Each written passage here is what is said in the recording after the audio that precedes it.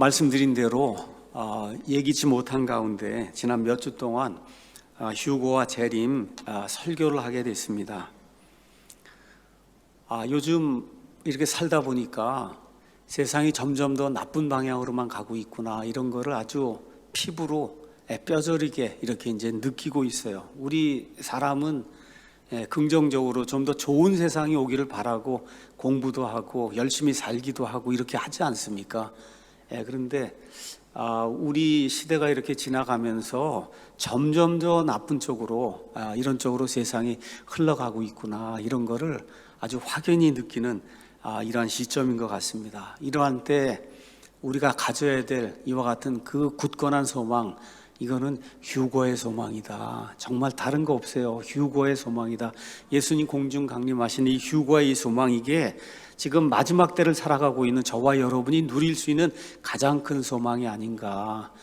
지난주에 한 80살쯤 된 우리 교회 그 한 성도님하고 같이 이야기를 나누는 그런 기회가 있었어요.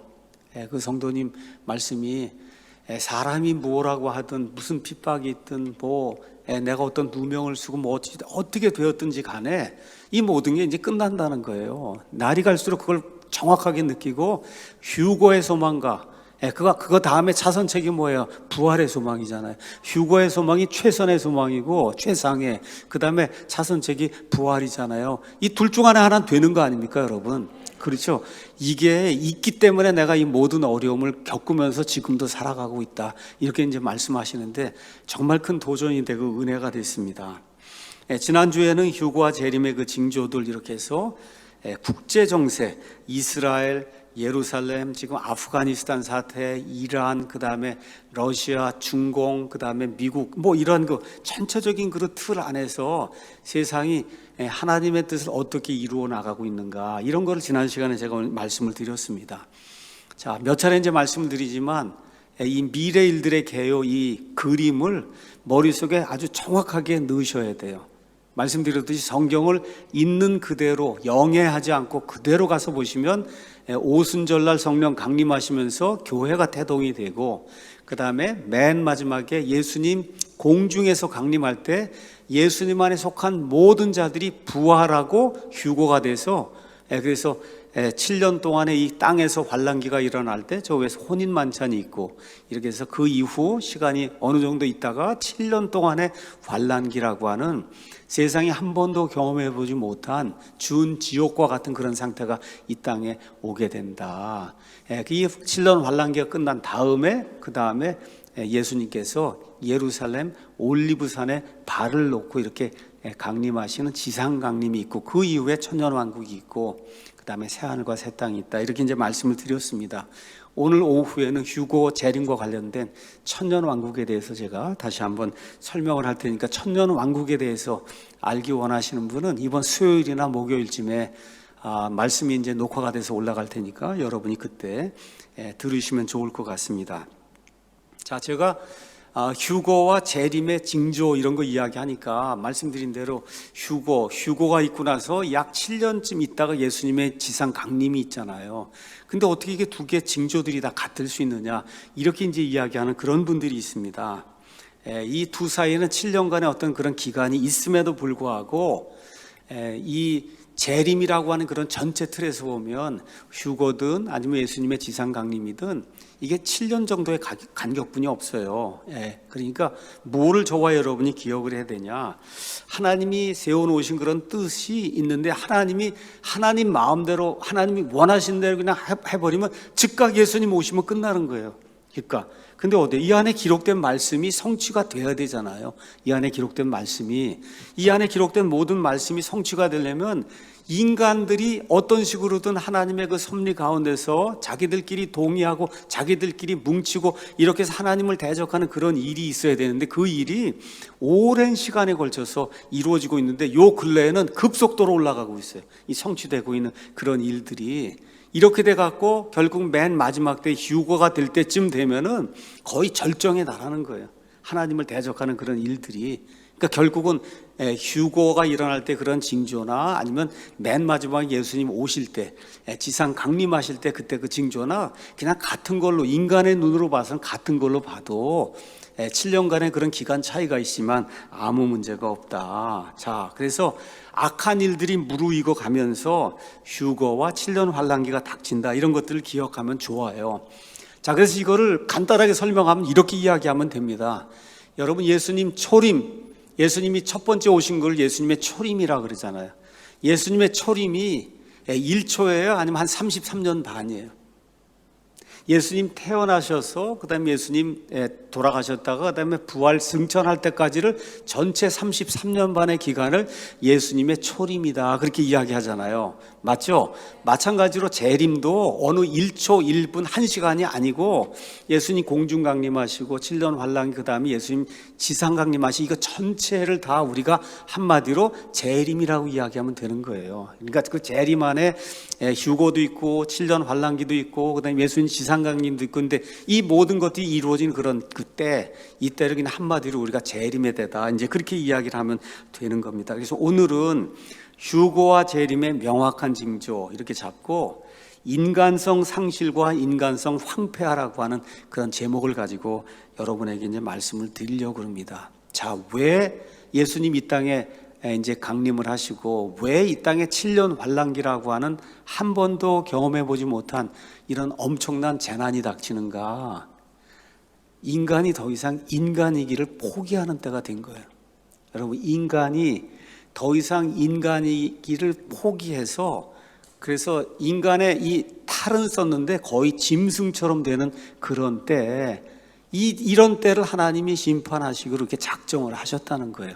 그래서 그런 전체적인 인간이 인간이기를 포기한다고 하는 것이 무엇인가, 이거를 여러분과 함께 오늘 살펴보도록 그렇게 하겠습니다. 오늘 우리 누가복음 17장 26절에서 이제 30절 가서 읽었습니다. 자, 우리 주님이 직접 말씀하시는 거예요. 뭐라고 이제 우리 예수님께서 말씀하시느냐? 26절, 그 다음에 28절. 사람의 아들이 오는 그때, 이때는 노아의 때와 그 다음에 롯의 때와 같다. 예수님이 그렇게 이야기하시는 거예요. 자, 여기 나와 있는 누가복음 17장 말씀은 마태복음 24장에도 똑같은 말씀이 24장 37절에서 39절에 나옵니다. 마태복음 24장에 제자들이 나와서 묻잖아요.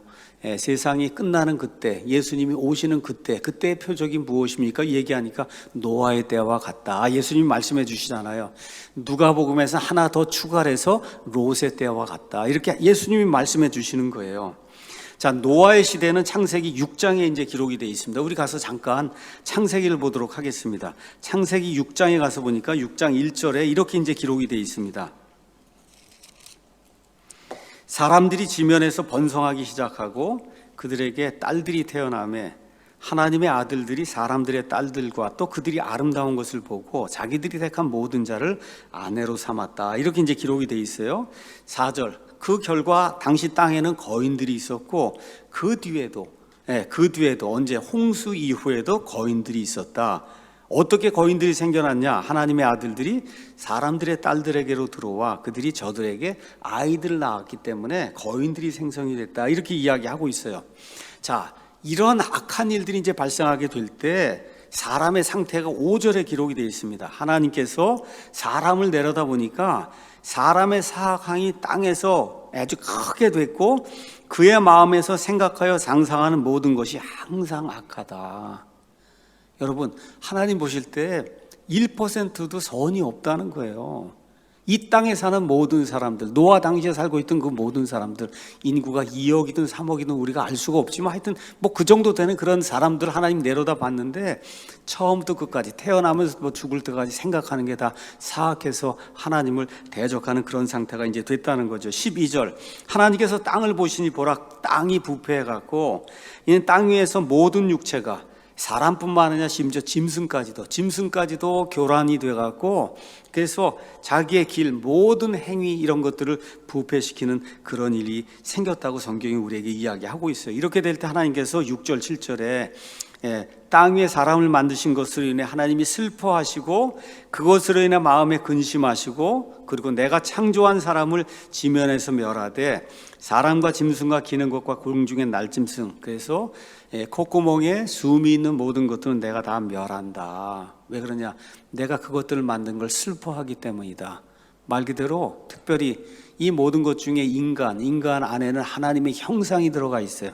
하나님의 형상은 하나님의 도덕적인 성품이요, 옳고 그른 걸 구분할 수 있는 그런 능력, 양심이라는 게 있어서 그런 능력이 상실이 된 거예요. 그런 능력이 상실이 되니까 하나님을 찾지도 않고, 그렇죠, 하나님의 공의가 뭔지도 모르고 말 그대로 짐승처럼 되는 그런 악한 일이 생기게 될 때, 이때 하나님께서 심판하시는 그런 일이 이 안에 이제 기록이 되어 있습니다. 자, 그 처음에 이제 가서 우리 창세기 1장 가서 보시면 하나님께서 6일 동안 이 세상 우주 공간의 모든 것들을 만드신 그런 내용이 그 안에 기록이 되어 있습니다. 사람을 만드실 6째 날에 하나님이 사람을 만드실 때 26절 가서 보면 하나님 뭐라고 말씀하시냐? 우리가 우리의 형상으로 우리의 모양에 따라 사람을 만들고, 하나님이 이렇게 우리 사람처럼 생겼다는 뜻이 아니에요. 하나님의 영적인 이와 같은 그 성품, 도덕적인 성품, 윤리적인 성품, 옳고 그른 걸 구분할 수 있는 그런 성품, 이런 걸 하나님의 형상이라고 해요. 이런 거를 가지고, 그런 걸 가지고 있는 그런 존재도 사람을 만들고, 그래서 모든 것을 지배하게 하자 이렇게 하시고, 하나님께서 자신의 형상으로 사람을 창조하시되 하나님의 형상으로 그를 창조하시고 그들을 남성과 여성으로 창조했다, 이렇게 이제 이야기하는 겁니다. 자, 근데 사람의 사악함이 얼마나 큰지 사람의 머릿속에서 상상하여 생각하는 모든 일이 100% 악한 때가 바로 노아의 때였다. 지금 그렇게 이야기하고 있는 겁니다. 이게 바로 인간성의 상실, 하나님의 그 형상의 파괴, 인간성의 황폐화, 그런 그 현상이다. 그렇게 이야기할 수 있어요. 왜 이런 일이 생겼냐? 하나님의 아들들, 천사들이 자기들의 그 지위, 자기들의 상태를 벗어나서 그래서 타락했기 때문에, 또 인간이 동의하고 하나님을 대적하기 위해서 인간이 타락했기 때문에 이런 일들이 생겼다. 성경이 그렇게 이야기하고 있는 겁니다. 다시 말씀드려, 노아의 시대에 하나님의 형상을 가진 저와 여러분 같은 그런 인간이 하나님의 형상의 일부분도 제대로 수행하지 못하는 그런 짐승과 같은 그런 존재가 되었다는 거예요. 이렇게 될 때 하나님의 심판이 임하였다고 성경이 이야기하고 있어요. 이렇게 될 때 나타나는 현상이 뭐냐? 우리 누가복음 17장을 다시 한번 보겠습니다. 17장 27절에 나타나는 현상이 뭐냐? 노아가 방주로 들어간 날까지 그들이 먹고 마시고 장가가고 시집가더니 홍수가 나서 그들을 다 멸하였다. 여러분, 먹고 마시고 그 다음에 장가가고 시집가는 거, 이건 누가 이 일만 하는 거예요? 이게 짐승만 이런 일을 하는 거잖아요. 사람은 이거 이외의 것들을 추구해야 되잖아요. 맞습니까? 근데 짐승처럼 됐다는 거, 그냥 먹고 자고, 그렇죠, 성생활하고 하는 이거 외에는 다른 거 아무것도 없다는 거예요. 자기의 그 탐욕, 육신의 그 탐욕을 쫓아서 사니까 개나 돼지나 소와 같이 인간의 모습은 갖췄지만 영적인 일이라든지 하나님의 공의라든지 진리라든지 이런 걸 추구한 사람이 노아의 그 8명 외에는 아무도 없었다는 겁니다. 이 시대에 이럴 때 하나님의 심판이 닥쳐서 노아의 그 8명 외에는 100% 죽임을 당하는 그런 일이 있었다고 성경이 우리에게 이야기해주고 있는 거예요. 자, 물론 이 뒤에는 메시아가 출현하는 걸 막기 위해서 마귀가 극도의 노력을 하고 있는 것도 저와 여러분이 놓치면 안 됩니다. 이 모든 일이 왜 생겼냐? 마귀 때문에 생긴 거예요. 마귀에게도 하나님이 자유의지를 주시고 마음껏 내가 할 수 있는 대로 나를 대적하여 음모를 꾸며보라고 이제 하니까, 그래서 하나님의 천사들을 대동하고 이렇게 해서 사람들을 타락을 시켜서 말 그대로 사람이 사람의 모습은 갖췄지만 정말 사람이 해야 될 그런 일을 하나도 하지 못하는 그런 상태, 이게 인간성의 상실이고 인간성의 황폐화가 되는 그런 일이 노아의 시대에 발생을 했다. 근데 어떻게 돼요? 하나님이 노아와 그의 가족 8명은 구원하시잖아요. 맞습니까? 그러니까 구원을 어떻게 됐냐? 가서 보니까 이 6장에 이렇게 기록이 되어 있습니다. 한번 가서 창세기 6장을 가서 보니까 8절에 그러나 정말 하나님이 모든 사람을 멸하실 수밖에 없는 그런 상태가 됐으나 노아는 주의 눈에 은혜를 입었다. 여러분, 이 땅에 7년 환란기와 같은 그런 때가 이제 닥친단 말이에요. 이게 이 노아의 대홍수 때보다 더 많은 사람들이 죽는 이와 같은 때가 닥친단 말이에요. 그런데 어떤 사람만 휴거를 받고 어떤 사람만 구원받냐? 하나님의 은혜를 입는 사람이에요. 은혜. 내 힘으로 되는 게 아니라 하나님의 은혜, 전적으로 그냥 거저주신, 하나님을 그냥 믿기만 하면 하나님이 전적으로 거저주시는 이게 사랑과, 그렇죠? 예, 하나님의 이 사랑하시는 거, 불쌍히 여겨주신 거, 이걸 성경이 은혜라고 이야기하면서 여기 은혜라고 한 말이 성경에 처음 등장을 하는 거예요. 그러니까 혹시 이 방송을 듣는 이런 분들 가운데 구원을 받아야 되겠다 하고 뭘 해야 되겠다 그러면 안 되는 거예요. 하는 것이 아니고 이미 이루어 놓은 거, 예수님이 하신 거를 믿는 겁니다, 여러분. 내가 해서 뭘 구원받고 휴거받는 게 아니라 예수님이 십자가에서 100% 다 이루어 놓으셨어요. 다 수행하셨어요. 그거를 믿는 겁니다, 여러분. 이렇게 믿는 거, 이거 믿게 될 때 하나님이 저와 여러분이 은혜를 주시면 예수님 공중 강림하실 때 저와 여러분이 들림을 받아 휴거받는 그런 일이 생기는 거예요. 자, 그래서 예수님이 직접 뭐라고 말씀하시냐? 맨 마지막 때 내가 다시 오게 될 때, 이 재림의 때, 휴거의 때, 예수님 지상 강림할 때 사람들이 어떤 상태가 되냐? 노아 시대의 그 사람들과 같이 인간성이 완전히 상실이 되고 인간성이 황폐화돼서 하나님의 것이라고는 전혀 발견이 되지 않는 이런 상태가 될 때, 그때 어떻게 돼요? 예수님이 재림하셔서 7년 환란기라고 하는 이런 때가 이 땅에 닥친다고 성경이 우리에게 이야기를 하고 있는 거예요.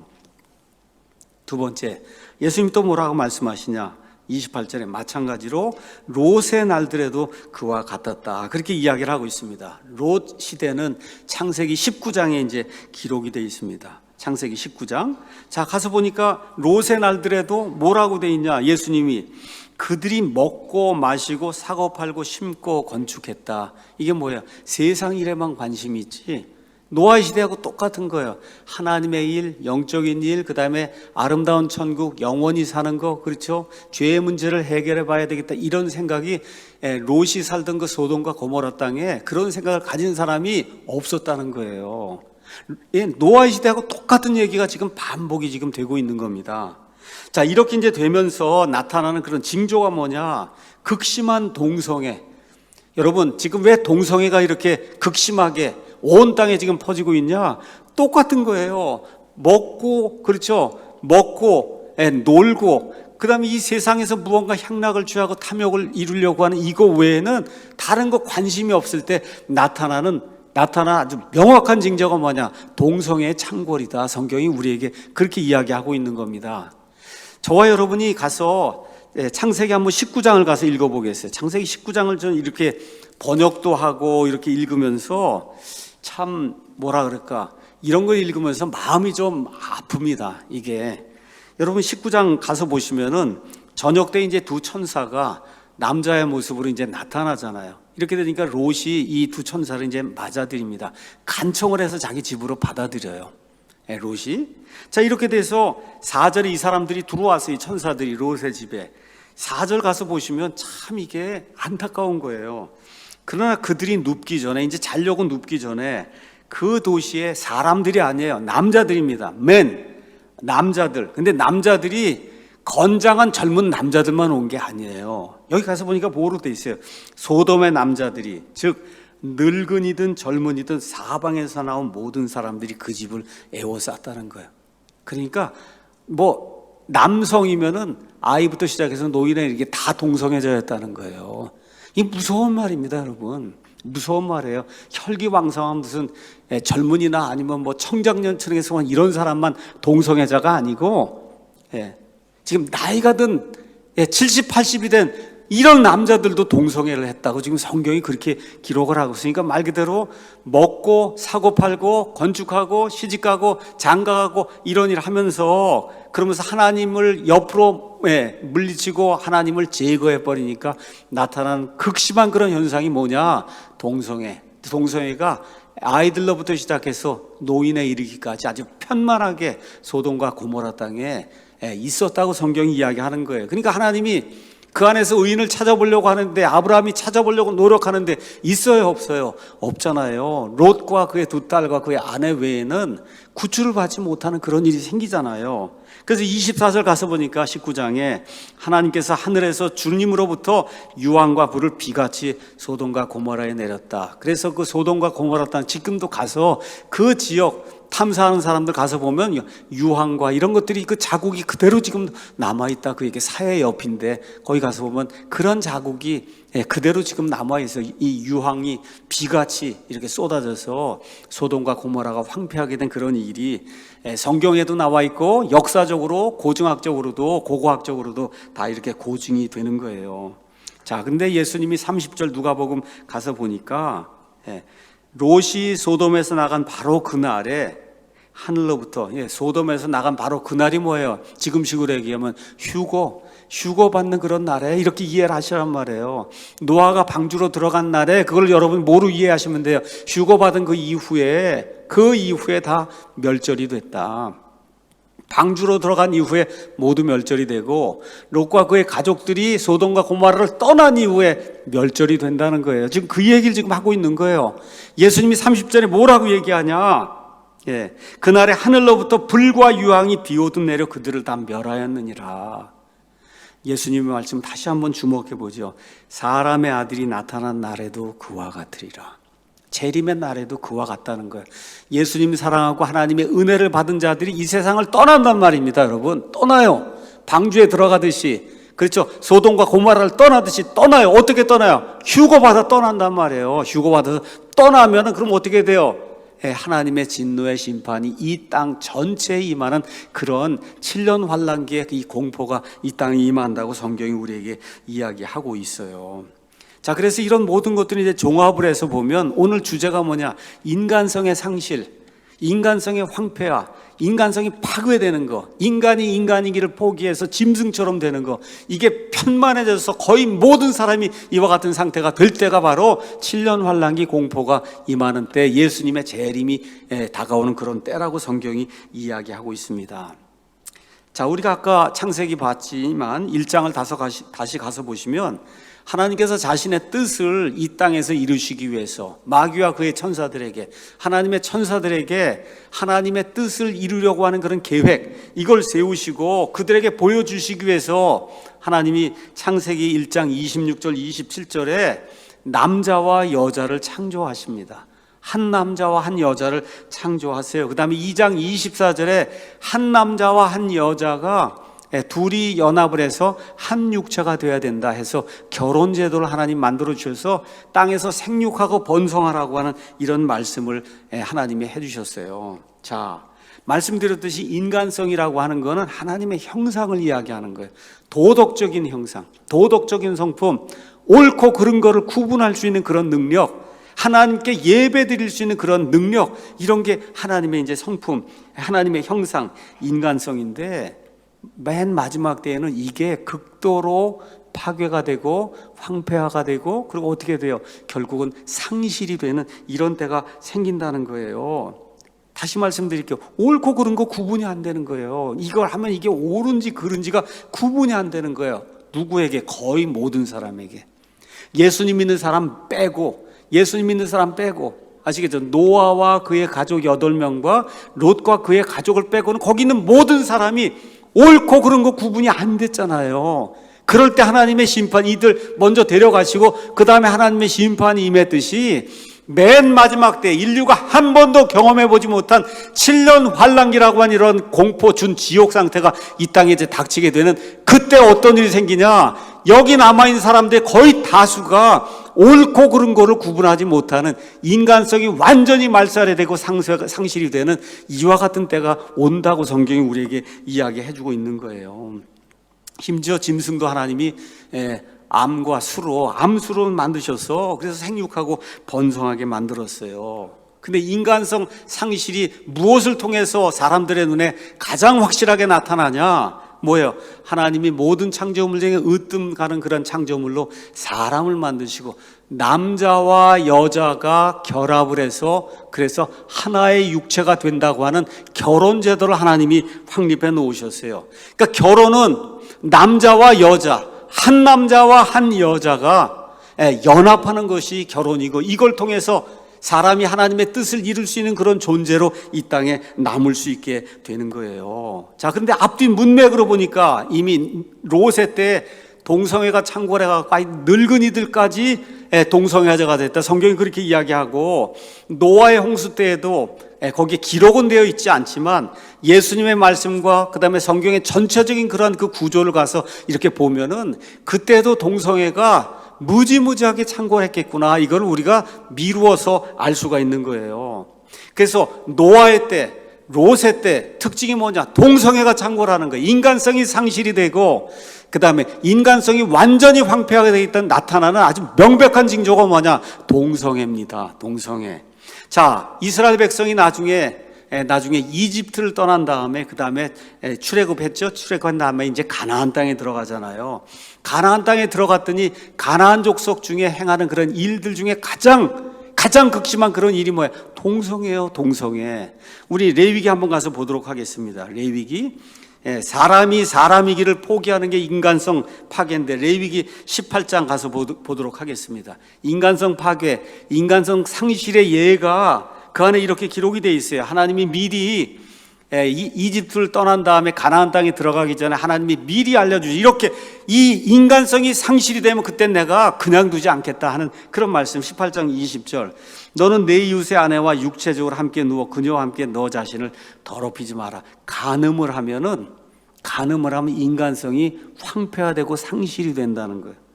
두 번째, 너는 결코 내 시 중에 하나라도 몰렉을 위하여 불 가운데로 지나가게 하지 말고 내 하나님의 이름을 욕되게 하지 말라. 우상 숭배하지 말라. 특별히 인신제사, 자녀를 불태워서 신들에게 바치는 이런 일, 이건 뭐예요? 인간성 상실이잖아요. 그렇죠? 인간성이 아주 황폐화되는 거잖아요. 이런 거 하지 말라는 거예요. 그 다음 구절에 가서 보니까 뭐로 또 기록이 되냐? 너는 여자와 함께 눕는 것 같이 남자와 함께 눕지 말라. 그것은 가증한 거다. 이게 뭐예요? 동성애 하지 말라는 거예요. 동성애가 이루어지면 인간성이 황폐화가 된다. 하나님의 형상이 그 안에 없다는 거예요. 없어요. 하나님을 추구할 수 있는 그런 일이 없다는 겁니다. 그 다음에 마지막 23절에 또 뭐라고 되어 있어요? 너는 어떤 짐승과 함께 누워 그 일로 너 자신을 더럽히지 말며, 어떤 여자도 남자든 여자든 짐승하고 관계를 맺지 말라. 수간하지 말라. 이렇게 되면 인간성이 완전히 황폐화돼서 상실이 된다고 하나님이 경고해 주시는 거예요. 그 다음에 하나님이 뭐라고 말씀하시느냐? 이렇게 인간성이 황폐화돼서 극도의 상태로 다다르게 되면 24절에 너희는 이것들 중 어느 하나로 너희 자신을 더럽히지 말라.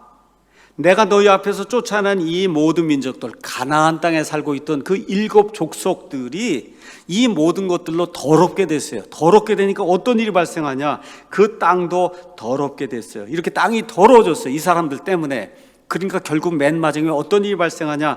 그 땅이 자기의 거주민을 밖으로 토해낸다는 거예요. 여러분, 뭐가 들어왔는데 소화가 제대로 안 되고 이상하면 우리가 토해내잖아요. 그렇죠? 땅이 이 사람들을 수용할 수 없을 정도가 된다는 거예요. 땅이 이 사람들을 수용할 수 없어. 그래서 토해낸다는 거예요. 땅이. 하나님이 이거를 강조하시기 위해서 몇 차례 이야기했어요. 27절에도 토해낸다, 25절에도 토해낸다, 28절에도 땅이 토해낸다. 어느 정도로 가증하고 인간성이 황폐가 되었는지 땅조차 이런 사람들을 수용할 수가 없는 그런 일이 생긴다는 거예요. 그러니까 7년 환란기 공포가 왜 생기냐? 땅이 그들을 수용할 수가 없는 거예요. 땅이 그들을 이 세상의 땅 자체가 인간성이 이렇게 황폐한 그런 인간들을 수용할 수 없는 그런 상태가, 어떻게 돼? 하나님이 진노의 심판을 내릴 수밖에 없잖아요. 그렇죠? 이런 일이 생긴다고 성경이 우리에게 분명하게 이야기해주고 있는 거예요. 그래서 노아의 때, 그 다음에 롯의 때, 그 다음에 여기 지금 가나안 백성들이 이거 하다가 결국은 이스라엘 백성이 가나안 백성하고 똑같이 동성애하고 이런 악한 일을 저지르는 가운데 결국 예수님의 때가 오잖아요. 예수님의 때가 오기 전에 이방 세상에서는 어떤 일이 생겨요? 바빌론 문화, 그 다음에 메데 페르시아 문화, 그 다음에 이 그리스 문화, 로마 제국 문화, 이렇게 되면 예수님의 때가 오잖아요. 그럼 어떻게 돼요? 인간성이 점점 더 황폐화가 되는 거예요. 점점 더 황폐화가 되는, 좋은 방향으로 가지 않고. 자, 그래서 예수님 이후에 사도 바울을 통해서 하나님께서 온 세상에 복음의 말씀을 전하면서 로마서 1장을 우리를 위해서 이제 기록을 해 놓으신 겁니다. 로마서 1장 가서 잠깐 보도록 하겠습니다. 로마서 1장 여기에도 이제 가서 보니까 하나님이 바울을 통해서 사람의 상태와 하나님의 심판을 다시 언급을 하십니다. 18절 가서 보겠습니다. 하나님의 진노가 불의 안에서 진리를 붙잡아 진리가 움직이지 못하도록 불의 안에 진리를 꽉 이렇게 잠궈 놓는 거예요. 움직이지 못하게. 이런 사람들 향해서 하나님의 진노가 불같이 떨어지게 된다. 하늘로부터 그렇게 불같이 떨어지는 이런 일들이 계시가 되었다. 왜 그러냐? 하나님을 알만한 것이 그들 속에 있는데도 불구하고 하나님을 모른다고 이야기하고 인간성이 완전히 황폐화가 돼서 하나님이 그들의 안중에 없게 된다는 거예요.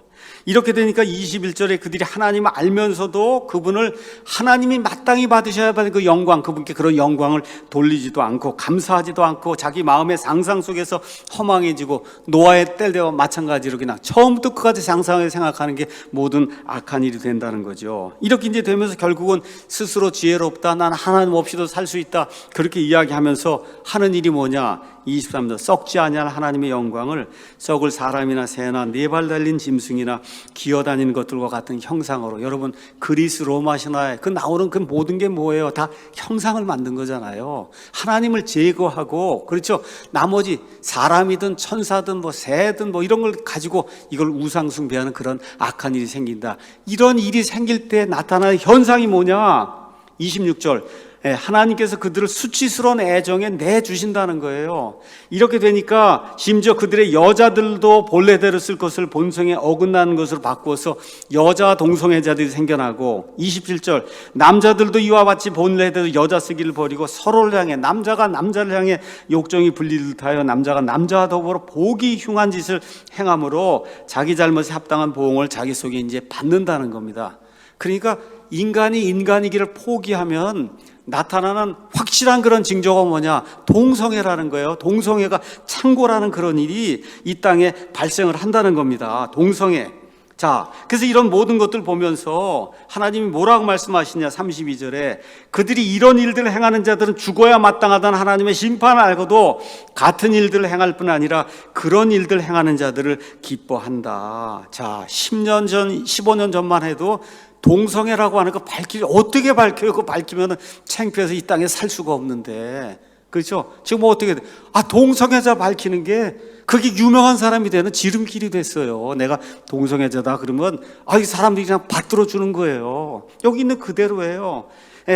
같은 일들을 행할 뿐만 아니라 그런 일들을 행하는 자들을 기뻐하는 그런 시대가 되고 만다는 겁니다. 이게 극도로 온 세상에 파급이 돼서 극도로 횡행하게 될 때, 이때가 바로 예수님 재림하시는 그런 때다. 그래서 예수님의 말씀, 누가복음 17장에 나와 있는 이 말씀을 요약을 하면 휴거와 그 다음에 재림이 가까워지면서 이 땅에 사는 사람들이 인간이기를 포기한다는 거예요. 인간이기를 포기해. 본인이 하나님이라 그러고 인간이기를 포기하면서 정말 하나님이 원하시는 그런 진리와 공의와 하나님의 사랑과 이런 것들에 대해서 아예 관심을 갖지 않는다는 거예요. 관심을 갖지 않는다. 그러면서 나타나는 아주 공통적으로 온 세상에 나타나는 공통적인 현상이 뭐냐? 동성애 확산이라는 거예요. 사람이 한 번도 경험해보지 못할 정도로 동성애가 이제 확산이 되는 거예요. 누구를 통해서 주로 확산이 되나? 여기 있는 이 사람처럼 여기 애플의 스티브 잡스 이후에 CEO 팀 쿡이라는 사람, 이 사람 뭐라 그래? 여기 가서 보니까 I am proud to be gay. 나는 동성애자가 된 게 아주 자랑스럽다. 이 세상에서 제일 큰 그런 그 기업, 그렇잖아. 여기 기업의 CEO가 나는 동성애자가 된 게 자랑스럽다 그러니까 아이들이 CEO가 되려면 동성애자가 돼야 되고 이런 생각을 하게 되잖아요. 나와서 자랑스럽다고 저렇게 이야기를 하고, 또 저기에 이제 무지개, 이제 뭐 일단 무지개도 참 좋은 거 아닙니까? 이 좋은 건 다 마귀가 갖다 쓰는 거예요. 그래서 벌써 이제 무지개 사인이 나오면 이거는 아니구나 하는 걸 저와 여러분이 아는 거예요. 이제는 동성애를 자연스럽게 가서 이제 보세요. 이렇게 we are just married.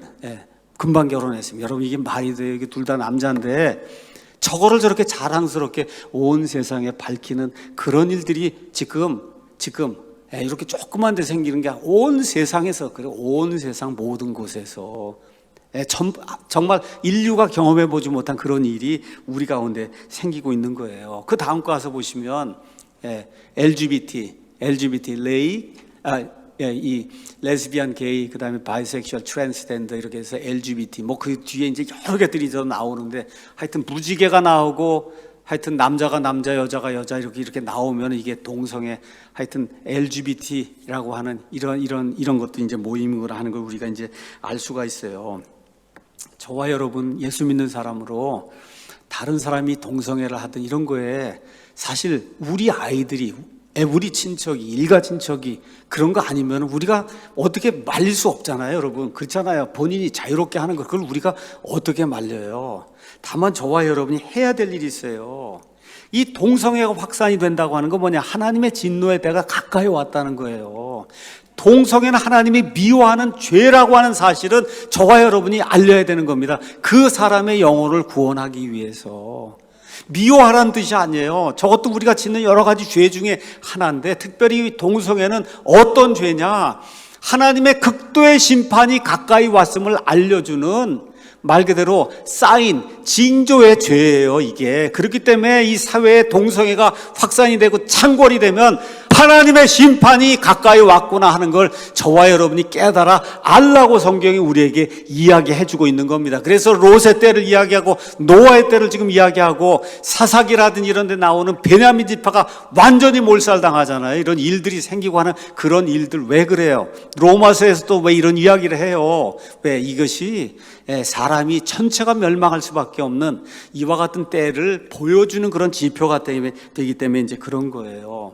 자, 근데 참 놀라운 일이 있습니다. 이건 뭐냐 하면 하나님의 말씀을 들고 동성애는 죄라고 선포해야 될 기관이 이 땅에 하나밖에 없어요. 어디입니까, 여러분? 교회잖아요. 누가 해야 돼요? 목사가 해야 되고 성도들이 해야 되는데 지금 미국에서 정말 말 그대로 미친 그런 일이 지금 생기고 있는 겁니다. 교회에서 동성애를 옹호하고 교회에서 동성애 목사를 임명하고 한 그런 일이 미국에서 그것도 장로교에서 지금 일어나고 있는 거예요. 감리교에서 일어나고 있어요. 루터교에서 일어나고 있어요. 제가 이거를 여러분에게 그냥 그대로 보여드립니다. 이거는 지금 어디서 나온 자료냐? 개혁신앙이라고 하는 말 그대로 개혁 그러면 장로교잖아요. 장로교. 그쪽에서 지금 나온 그와 같은 그 아티클 글입니다. 언제 나온 거냐? 2021년 3월 25일에 나온 거예요. 그러면서 제목은 뭐로 돼 있냐? 미국의 주류 교회들은 왜 동성애를 허용했을까? 이렇게 해서 조나탄 알렉산더라고 하는 그 미국 사람이 지은 거를 이렇게 번역을 해놓은 거예요. 이거는 침례교인의 글이 아니에요. 제 글이 아니고 이 장로교 개혁신앙을 하는 그런 사람들이 너무너무 안타깝다 해갖고 저걸 글을 자기들이 적어놓은 거예요. 자기들이. 그러니까 장로교인들이 봤을 때 우리 장로교의 신세가 얼마나 한심한가 지금 그 얘기를 지금 적어놓은 거예요. 즉 장로교 입장에서 기술한 글을 제가 여러분에게 한번 읽어드릴 테니까 한번 보시기 바랍니다. 이 미국 장로교회는 어떤 죄냐? 지금부터 120년, 130년 전에 이 조선 땅에 선교사를 파송했던 그 교단이 미국의 장로교단이에요. 그 장로교단이 2015년에 동성애를 어떻게 공식적으로 인정을 하게 됐는가? 이 내용을 여러분에게 말씀을 드리겠습니다. 자, 물론 미국에서 장로교가 차지하는 그런 비중은 얼마 안 돼요. 전체 그리스도인의 5% 정도밖에 안 될 거예요. 근데 지금부터 120년, 130년 전에 선교의 열정이 불타서 조선이라는 나라를 한 번도 본 적도 없고 알지도 못한 그 나라를 위해서 선교사를 보냈던 데가 여기 미국 장로교회다. 그 장로교회가 지금 120년, 130년 지난 이 시점에 어떻게 변했는가? 이걸 보면서 반면교사를 저와 여러분이 삼어야 된다는 겁니다. 자, 한때 보수적인 교단이던 미국 장로교회 PCUSA라고 이렇게 이야기하는데 현재 동성애 문제에 있어서 미국에 있는 모든 교회 중에 가장 진보적인 교회가 미국 장로교회예요. 자, 미국 장로교는 2011년에 열린 219자 총회에서 목사, 장로, 집사가 되려면 남자와 여자 간 결합인 결혼을 했거나 독신일 경우 순결을 지켜야 된다는 교단 헌법 규정을 삭제함으로써 동성애자도 목사 안수를 받을 수 있는 그런 길을 열었어요. 일단 2011년에 2014년에 221차 총회에서 결혼에 대한 정의를 한 남자와 한 여자에서 두 사람의 결합으로 바꾸어 버렸어요. 그래서 드디어 지금부터 6년 전인 2015년 3월 17일 교회 내에서 게이, 남성 동성애자, 레즈비언, 여성 동성애자 등 동성애자들의 결혼을 인정하는 교단 헌법 개정안 법안을 승인함으로써 동성 결혼을 공식적으로 인정을 했다는 거예요. 여기 가서 보세요. Presbyterian Church in Apostasy 이렇게 써 있고 accepts gay marriage. 배도 중인 장로교회는 여기 있는 것처럼 게이 매리지, 동성 결혼을 드디어 합법화했다, 받아들였다는 게 여러분 6년 전에 우리 한국에 있는 장로교인들 대다수가 이런 거 알지 못할 거예요. 지금 이런 일이 미국 안에서 일어나고 있는 거예요. 6년 전에 이미 동성결혼 합법화를 장로교회 교단에서 허락을 한 거예요. 장로교만 그런 게 아니에요. 장로교보다 교세가 더 큰 게 침례교 다음으로 그 다음에 교세가 큰 게 감리교거든요. 감리교도 똑같아요. 저 아마 2020년일 거예요. 2020년. 계속해서 동성애 허용해야 된다 하다 결국은 지금 감리교가 두 쪽으로 쪼개질 수밖에 없는 그런 상태가 됐다. 미국 연합감리교회 밑에 또 무지개 있잖아요. 이렇게 해서 지금 감리교가 다 분열이 지금 돼서 쪼개져 나가는 그런 상태가 됐고, 그 다음 그림 가서 보면 미국에 있는 성공회, 이 성공회 여기 이 나와 있는 저 사람은 이름이 진 라빈스라고 하는 그런 주교예요. 부인하고 살다가 동성애자하고 살다가 이렇게 하다가 주교가 됐어요. 성공회 주교. 여러분, 주교면 지금 우리 주교에 가면 감독, 뭐 감리교회 감독, 뭐 이런 장로교회 총회장이 이거잖아요. 이 사람이 그래서 두 개의 그와 같은 그 즐거운 삶이 있다 이거 갖고 영화까지만 이 사람이 일생 영화, 동성애자도 되고 이성애자도 되고 뭐 이렇게 한 게 이렇게 해갖고 지금 미국의 성공회가 동성애 저렇게 인정하는 저런 상태로 이제 바뀌게 된 겁니다. 자, 그러면서 여기 이분이 뭐라고 썼냐? 이 미국 장로교와 같이 동성애 안수 목사하고 한 이런 데가 미국 장로교만 있는 게 아닙니다. 그리스도교의 연합교회, 그리스도의 연합교회, 미국 복음주의 루터교회, 그렇죠? 성공회, 또 아까 말씀드린 대로 감리교, 그렇죠? 이런 데가 다 지금 동성애를 다 환영하고 인정하는 그런 분위기로 바뀌었다는 거예요. 그러면서 이분이 이거 장로교 글입니다. 글을 썼어요. 이게 왜 이런 일이 발생했냐? 미국에는 교회가 두 줄기가 있습니다.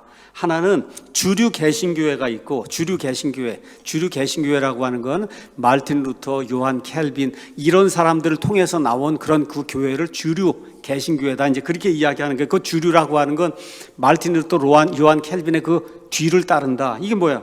장로교, 감리교, 루터교 이런 모든 데는 다 동성애를 인정을 한다는 거예요. 그런데 복음주의 기독교, 복음주의 개신교회라고 불리는 데는 인정하지 않는다. 그게 어때요? 침례교. 이분이 그렇게 쓴 거예요. 이분이 장로교인이. 그러니까 메인라인이라고 하는 뭐 루터, 칼빈에서 나왔다는 이런 데 감리교, 장로교, 루터교 이런 데는 다 동성애 인정하는데 침례교는 동성애를 인정하지 않는다. 그러면서 뭐라고 또 이야기를 했느냐? 이 두 개 사이에 이 메인라인이라고 하는 이 주류 칼빈이니 루터를 따르는 이런 그 주류 기독교하고 그다음에 침례교회, 성경대로 믿겠다고 침례교회 사이에는 세 가지 먼저 다른 점이 있습니다. 첫 번째, 성경을 보는 눈이 다르다는 거예요. 자, 그래서 동성애를 인정하는 그런 교단들, 이런 사람들은 성경은 기능적인 면에서 하나님의 말씀이라고 가르친다. 이게 무슨 얘기냐? 성경을 하나님의 흠없는 말씀이 아니고 역사적 문서로서 성경을 읽는다는 게 역사적인 책이야.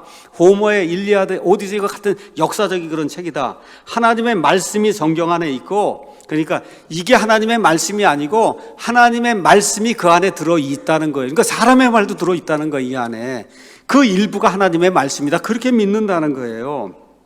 이렇기 때문에 이 안에 매우 중요한 진리도 담고 있지만 매 시대마다 해석을 달리 해야 된다는 거예요. 매 시대마다.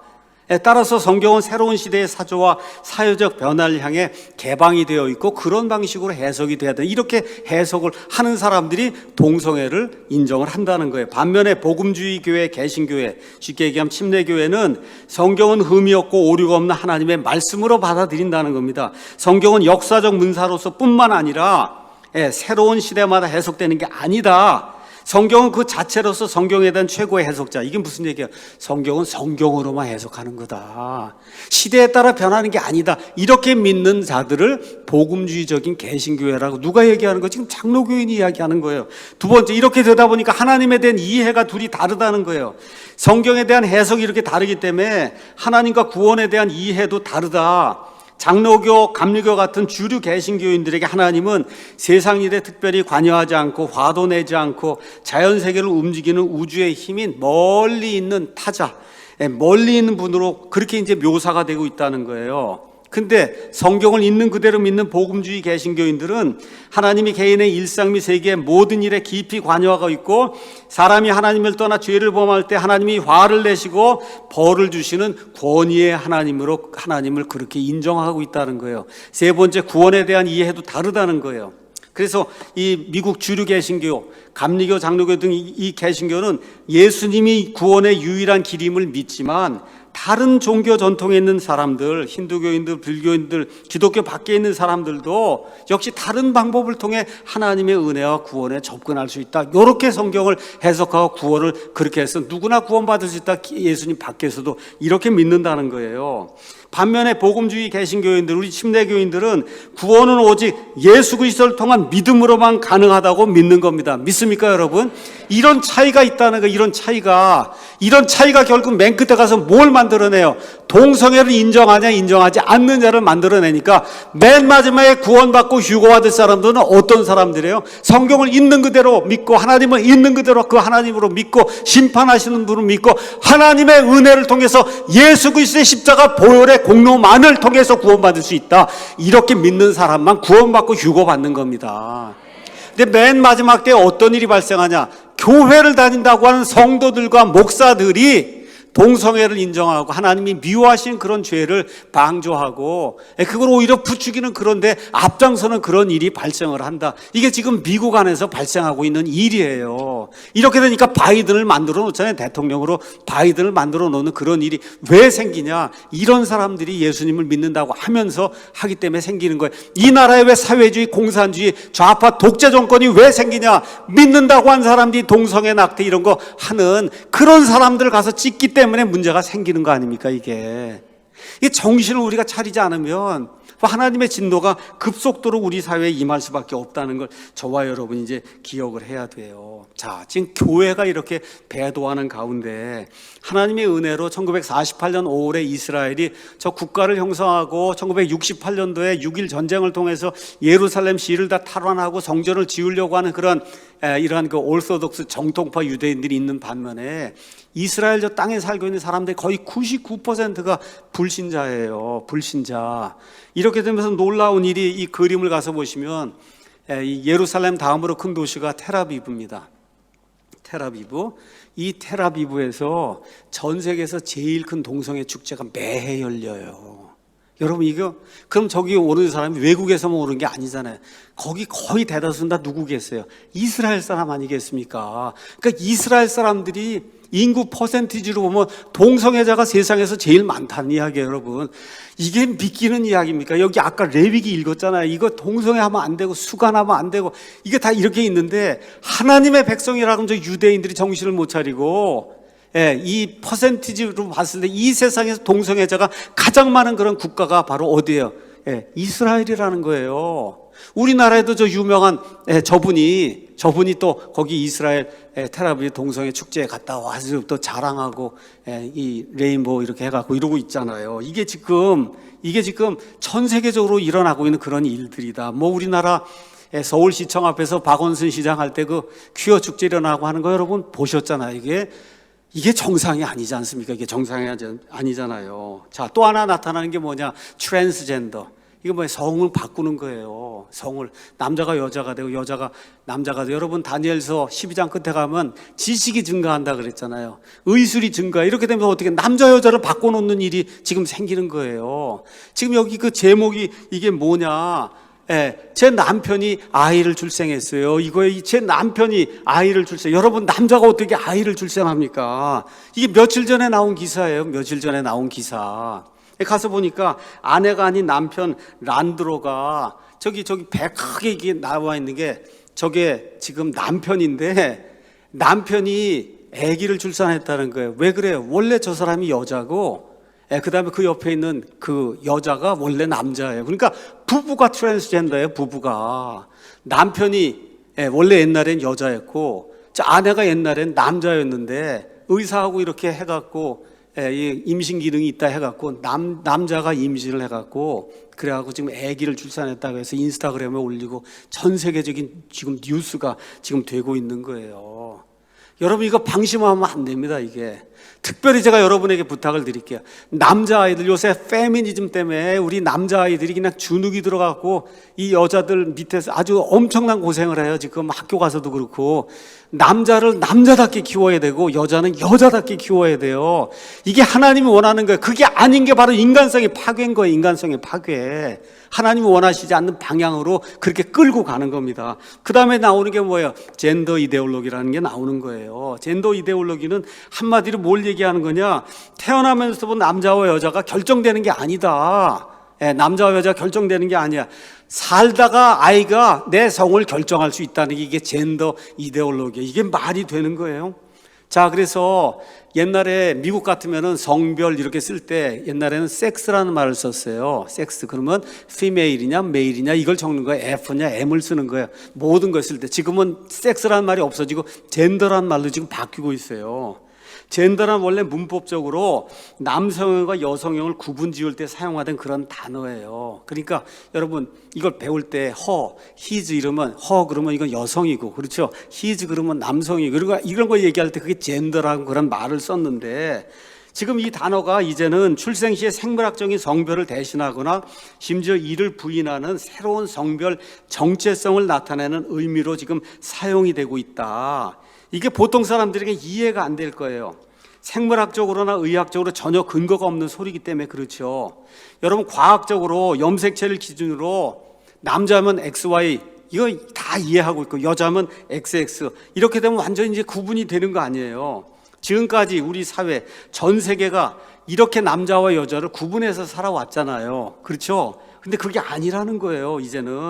이젠 그게 아니다. 젠더 이데올로기에 따르면 인간의 성별 정체성은 수십 가지가 먹는 거예요. 남자도 있고 여자 이 사이에 여러 개요. 그림을 한번 보시면 이 사이에 여러 개 LGBTQIA 해갖고 여러 가지 것들이 이 안에 들어있다는 거예요. 그래서 나중에 한 20살쯤 돼서 그때 가서 내가 성을 정하면 된다. 근데 내가 여자로 태어났는데 내가 남자라고 주장하면 어떻게 해요? 트랜스젠더를 하는 거예요. 수술을. 그럼 또 많은 나라에서 어떻게 해요? 건강보험 그걸 가지고 트랜스젠더 수술비를 내준단 말이에요. 이런 안타까운 일이 지금 세상에 발생하고 있으니 부모가 얼마나 힘들겠어요, 여러분. 아이가 와갖고 울고불고 하면서 여자를 남자로 만들어달라고 남자를 여자로 만들어달라고 그 부모가 살겠습니까? 그럼 지옥이지. 그렇잖아요. 이런 일이 그냥 비일비재하게 지금 일어나는 이런 시대가 저와 여러분이 살고 있는 이런 시대예요. 말 그대로 인류 파멸의 이데올로기 이게 인간성이 완전히 상실이 되는 이런 시대가 저와 여러분이 사는 시대예요. 자, 적그리스도의 시대가 되면 뭐가 있어야 되냐? 철권 통치 이걸 통해서 인간을 완전히 통제해야만 그래야 적그리스도의 시대가 오게 되잖아요. 인간이 움직이는 모든 걸 다 통제해야 돼요. 이런 거 하기 위해서 지금 이런 안면 인식 기술 이런 거 사용해서 한 장 더 넘겨보시죠. 중국 같은데 이런 데 들어가면 공항에 사람이 쏟아져 들어가면 뭐 QR코드다 뭐다 적을 필요도 없다는 거예요. 왜 그래? 저희 안면 인식 코드를 통해 갖고 이 사람이 어딜 가고 있는지 다 일거수일투족이 그대로 드러나는 이런 사회가 지금 만들어지고 있는 거예요. 이게 뭐예요? 인간성이 상실이 되는 거죠. 인간이 더 이상 인간이 아니라 말 그대로 하나의 이 로봇과 같이 조종을 받으면서 살 수밖에 없는 이런 시대가 우리 가운데 이제 오게 되고 맨 마지막에 인간성 상실은 뭐냐? 맨 마지막에 넘겨주시죠. 인간 상실은 인간이 인간을 복제해내는 거예요. 인간이 자기가 원하는 인간을 복제를 해내는 거예요. 복제를 일만 죽도록 하는 인간, 그렇죠? 싸움만 죽도록 하는 인간, 그렇죠? 뭐 등등 해갖고 인간을 자기가 원하는 대로 만들어내서 그렇게 되면 인간성이 완전히 상실이 되는 거잖아요. 자기 마음대로 누가 저 위에 권력을 가진 자가 그렇게 만드는 그런 시대가 이제 오게 되는 거예요. 그래서 지금 유전자 조작을 통하고 그다음에 이와 같은 그 복제를 통해서 이런 거 하다 보면 노아 시대 심지어 짐승들까지도 다 부패했다 그랬죠. 저 같은 반인 반수가 만들어질 수 있는 그런 시대가 지금 저와 여러분이 살고 있는 이런 시대예요. 이게 뭐야? 완전한 인간성 상실이잖아요. 실험실에서 저런 일이 가능한 그런 시대가 저와 여러분이 살고 있는 그런 시대예요. 그러니까 지금부터 50년 전에 예수님이 오실 수가 없었어요. 왜 그래? 이런 모든 것들이 완성이 돼야 예수님이 오시잖아요. 지금 이 시간에 오실 수 있는 그 시간이 지금 이 시간이 되고 있는 거예요. 왜 그래요? 성경에 나와 있는 모든 징조가 우리 눈앞에서 지금 이루어지고 있기 때문에 저와 여러분이 이제는 휴거의 소망을 든든히 가져도 된다, 그 얘기입니다. 이걸 저와 여러분 기억을 해야 되는 거예요. 이 모든 기술이 지금 이 시대에 구현이 되고 있어요. 그 결과 어떤 일이 생기냐? 하나님의 형상을 가진 그 인간의 모든 것이 말살이 되고 상실이 되고 황폐화가 돼서 인간이 더 이상 인간이 되지 않는 그런 시대가 바로 우리가 지금 살고 있는 그런 시대고 우리 아이들이 살게 될 그런 시대인 거예요. 결론의 말씀드립니다. 예수님이 뭐라고 말씀하셨냐? 사람의 아들이 다시 오는 때, 그때는 노아의 때와 롯의 때와 같다. 먹고 살고 짐승처럼 사는 그런 때, 하나님이 눈앞에 있지 않은 때, 하나님의 일에 전혀 관심을 갖지 않는 그런 사람들만 남게 된 그런 때, 이때가 내가 오는 그런 때다. 짐승처럼 사람들이 변한다. 동성애가 창궐하고 트랜스젠더, 수간, 젠더 이데올로기, 인간 통제, 심지어 맨 끝에 인간이 인간을 복제하는 그런 시대, 이런 시대가 하나님의 진노가 불같이 유황같이 이 땅에 쏟아지는 7년 환란기가 이루어진 그런 때라는 거예요. 위험한 때가 온다고 사도 바울이 디모데후서 3장에서 우리에게 이야기하고 있어요. 여러분에게 소망의 말씀을 드릴게요. 그런데 우리는 은혜로 구원받습니다. 은혜로 구원받아요. 이 몸과 이 모든 것이 구원받을 뿐만 아니라 7년 환란기 공포에서도 구원받는 거예요. 뭘 통해? 환란전 휴거를 통해서. 맞습니까? 환란전 휴거를 통해서 구원받는 거예요. 그게 뭐예요? 휴거. 그것도 환란전 휴거, 복된 소망이 우리 앞에 놓여 있는 거예요. 그래서 주께서 호령과 천사장의 음성과 하나님의 나팔 소리와 함께 친히 하늘로부터 내려오시리니 그리스도 안에서 죽은 자들이 먼저 일어나고 그 뒤에 살아서 남아있는 우리가 그들과 함께 구름 속으로 채 올라가. 여기 액자를 보세요. 그냥 갑자기 사라져 버리는 거예요. 예수님 믿는 사람이 어떻게 채어 올라가는 겁니다, 여러분. 그래서 구름들 속으로 채어 올라가 공중에서 주를 만나리라. 그래야 우리가 항상 주와 함께 있는 거예요. 그러므로 이 말씀들로 서로 위로하라고 하나님께서 하나님의 말씀을 통해서 우리에게 이미 소망을 주셨습니다. 그래서 이런 거 기억하면서 다음 그림을 보시고 우리는 환란 휴거, 환란 전에 7년 환란기가 생기기 환란 전에 공중으로 채어 올라가는 그런 기쁨을 누릴 그런 사람들이다. 아무리 세상이 어렵고 환난과 고통과 어려움이 오고 사회주의 전체주의라는 시스템이 우리를 짓눌러 와도 그 짓눌러 오면 올수록 어떻게 되는 거예요? 우리의 전성기가 더 가까이 다가오는 거예요, 여러분. 이런 소망을 가지고 저와 여러분의 아이들과 함께 믿음 생활하고 아이들과 함께 같이 공중으로 들러 올라가야 되겠다. 우리 손자 소녀들까지 이런 생각을 가지고 말씀 전하고 어떻게든지 주님 안에 있을 수 있도록 노력하는 저와 여러분이 되기를 예수님의 이름으로 축원합니다. 기도하겠습니다.